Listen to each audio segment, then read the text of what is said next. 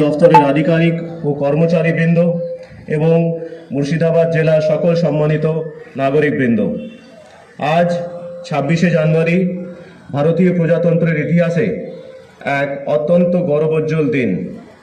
১৯৫০ সালের এই দিনে ভারতের সংবিধান কার্যকর হয় এবং ভারত একটি সার্বভৌম সমাজতান্ত্রিক, ধর্মনিরপেক্ষ ও গণতান্ত্রিক প্রজাতন্ত্র হিসেবে আত্মপ্রকাশ করে। ভারতের সংবিধান আমাদের জাতির মৌলিক দর্শনের প্রতিফলন।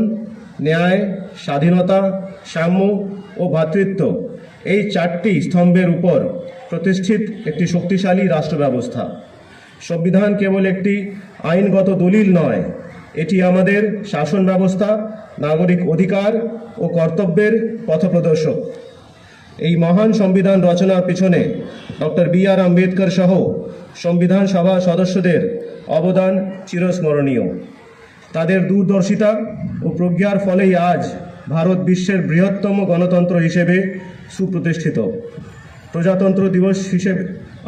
প্রজাতন্ত্র দিবস আমাদের স্মরণ করিয়ে দেয় যে মৌলিক অধিকার ভোগের পাশাপাশি সংবিধান স্বীকৃত মৌলিক কর্তব্য পালন করা প্রতিটি নাগরিকের দায়িত্ব। জাতীয় ঐক্য ও অখণ্ডতা রক্ষা, সাংবিধানিক প্রতিষ্ঠানসমূহ মর্যাদা বজায় রাখা এবং আইনের শাসন প্রতিষ্ঠাই আমাদের সম্মিলিত লক্ষ্য হওয়া উচিত।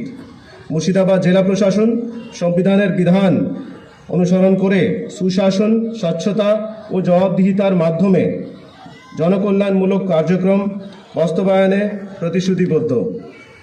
সামাজিক ন্যায়, অন্তর্ভুক্তমূলক উন্নয়ন এবং শান্তি ও সম্প্রীতি বজায় রাখে। এই দফতরের আধিকারিক